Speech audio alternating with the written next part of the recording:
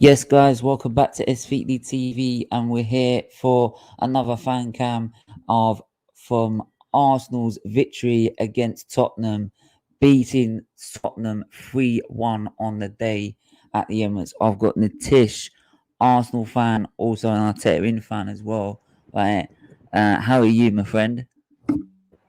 I'm good today. Obviously, we won, and it's another step towards making you an Arteta fan.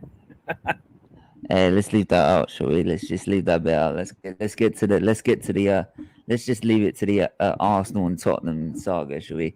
Let's like looking at the lineup and looking at both lineups. Did you sort of were you surprised that Arsenal came out so strongly, and also did you also surprised that Tottenham were so poor and lacked any sort of fight? With regards to Arsenal, I think our lineup was more or less the standard one. I didn't see any major change that we did not expect, like from our lineup. So I don't think there was any major change. Maybe the only thing that was different was, but it was happening. Pepe was not in the starting 11. So apart from that, I don't think there was any major change with regards to our lineup. With respect to Spurs, this is what you get when you have a manager who was managing a team by signing all the players from a single country, like Wolves, Portugal FC. That is what Nuno was doing there, and these guys couldn't. Tottenham cannot survive on that kind of tactics that Nuno has. So people may say that Arteta has faced an out of form Spurs, but overall, if you look at it, they were already losing their energy. Energy levels were down. They lost to Crystal Palace. Crystal Palace, who never beat anyone, beat them 3-0. They lost to Chelsea, which was expected, 3-0 again. And they lost to 3-0 to us. So they were already on the decline just few game weeks into the season. And I wasn't surprised. I would have expected maybe a 2-0, but it went to a 3-0, which was kind of like Aubameyang scoring was the surprise one. Surprise one, and for you, yeah, I'd say it's surprising for me. I mean, what do you make like with Aubameyang? Do you still have faith in Aubameyang can finally get back the form that Arsenal fans want him to find, or do you feel something that maybe I feel is that his time is come that he needs to move on? With regards to Aubameyang, the thing is Arteta has to stick to him. He has no option because Lacazette has not signed an extension, so he's going. So Aubameyang becomes the automatic option. Martinelli is still trying to regain his form and fitness. Balogun is not ready, as we saw in the opening game of the season, the opening fixtures. So Balogun is not ready. So he has the one option, which is Aubameyang. Aubameyang today looked good, which we have not seen, something that we have not seen in the last few games. So I am happy with this performance today. But again, I think that an informed defensive line would have caused him more problems, and he would have probably not scored. But he got a lot of time because Spurs was very slow today at the back. Yeah, I think Spurs. I think the surprising thing was just, I think for me it was just how poor and how open their midfield was. Their midfield was sometimes like our midfield at times, which is non-existent. And I think the key thing for me was how was that midfield going to be, and I think the one standout figure was usually it was Højbjerg. Usually Højbjerg would be the demanding figure in that Tottenham lineup, but it seemed Partey just absolutely owned that midfield and made absolutely Højbjerg seem useless and open to Tottenham. It made us open to their backline at any given moment. I mean, the third goal, for example, it went from how often does the opposition lose the ball at the top end of our box, but then we take so long to get to their back line. Whereas in this game, they lose the ball with Kane within 2-3 players. We're at their back line, and then before you know it, Saka's putting it in the back of net, thanks to Harry Kane. Not just that goal, the second one as well. If you remember, Ramsdale played a pass to Granit Xhaka. You may not give him credit, but again, today also he was very good. He was very good Ramsdale today. played. Yeah, Ramsdale played a pass to him. He used his body strength, if you remember, to shield off Hoiberg, and then the move started from there. So that was the distribution today was very quick, and that is something again. Leno not being in the team helps, because if that was Leno, that distribution was never happening at that quick rate. So again, these are all Arteta's decisions. I wasn't all in for Ramsdale, but so far he's done well. He made a brilliant save in the game as well. Like after we were 3-1 up, he made a brilliant save as well. So it's working out for him. This is why fans like me were saying that give Arteta his players. If he fails, then get rid of him. So it's worked for 2 games, which we should have won. We didn't play the best football. Today we played much better football, and we were very comfortable against Tottenham, a side that was expected to do better. Yeah. So, would you say that Ramsdale is the number one now over Leno? He is. He is. If he wasn't, he wouldn't be starting the last 3 games in the Premier League.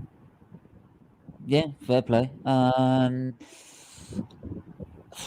mean, I think the only thing I would say with Arteta, and I actually I rate Arteta high, and the only thing I didn't rate him high on was again the substitutions. I think if you made the substitutions earlier, we would have never conceded that goal, and we only made our changes since conceding that goal. If we made those changes earlier, I feel that we would have enough fresh legs on the pitch to actually probably even go for a fourth or even a fifth. I don't think Tottenham would have any answer to us if we did that. So for me, I would have probably liked to see those substitutions earlier to prevent that. But that's the only thing I could probably pick up on Arteta on. Other than that, the formation was great. The lineup was great. I'll sit here and give him praise when he gets it right. But again, if he gets it wrong, then I'm going to criticize. Then that's the whole point of it. So You should have a fan cam of yourself praising Arteta for 15 minutes straight. That would be. mate, I can't praise him that much. I can't find that many superlatives. But there you go. And I mean, obviously heading to Brighton, tough game fixture. They've had a good start to the season. They're actually scoring some. They've got more pay on form as well. Graham Potter, who some people were wanting him in charge at Arsenal over Arteta. No, this guy. Okay, this guy. He wanted. I'm not saying just myself, but there's some other Arsenal fans as well. But do you feel that's going to be a difficult game, or actually feel that's actually look like going to be more difficult? I feel that would be a more difficult game going away to Brighton, because it's always been a difficult fixture. I honestly want Arsenal to beat Brighton more than I wanted them to beat Spurs, so that you lot can just go away. The Graham Potter brigade can just go away, and once we beat Brighton, I think that will be more satisfying than Spurs. Because with regards to Nuno, there were very few people who you wanted. have an Arsenal problem. In fact, so you find that more satisfying than Spurs. Not because of that. I was just getting to the reason. The main reason is I don't think a lot of people bothered about Nuno. Like Nuno wasn't a real threat. Like even when he was at Wolves, they were not really. You can say he was not turning heads at Wolves. If that was the case, they would have wanted him at Arsenal before they've got Arteta, or they would have wanted him at Arsenal or at some big other club. He wouldn't be ending up at Spurs and becoming their 7th choice if Nuno was such a world beater. So the thing with Graham Potter is still Arsenal fans rate him very highly, and if Arteta does beat him away from home, I think that makes a very big statement with regards to the fan base, because the fan base was saying Graham Potter in, like a lot of fans were saying. I'm not just saying you. So if Brighton does end up losing, because there was also a lot of banter about the Ben White signing, they were like, the fan base says that Brighton did not need to replace Ben White as well. That's the thing as well. That's what made they even more banter as well. they changed their formation. They changed the formation. They changed the style. to an Mm. extent. So the thing is, if eventually Ben White and Arteta and Arsenal ends up beating Brighton away from home, it makes a big statement. So some of those fans who have been saying "Give us Graham Potter" will go silent again. I think the Spurs' first half performance already did that to an extent. So it will only add to that, and then the Arteta out brigade, some of the guys who were doubtful convert into an Arteta in, you can say, brigade. I'm not trying to push them to, but they will probably have their faith restored because 4 wins in four. I mean, yes, they were not the best, or you can say the most beautiful football that we have played, but again, getting the 12 points after losing the first three, it could be Emery's season all over again.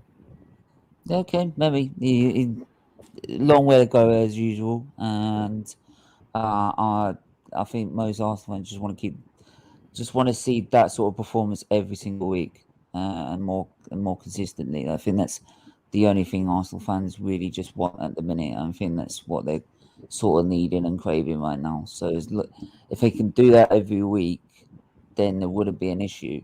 So um, let's just hope they can do that every week. So, but yeah, thanks for having you on, and we'll get you on another fan cam soon. And yeah, we'll speak to you guys later. Take care. Take care.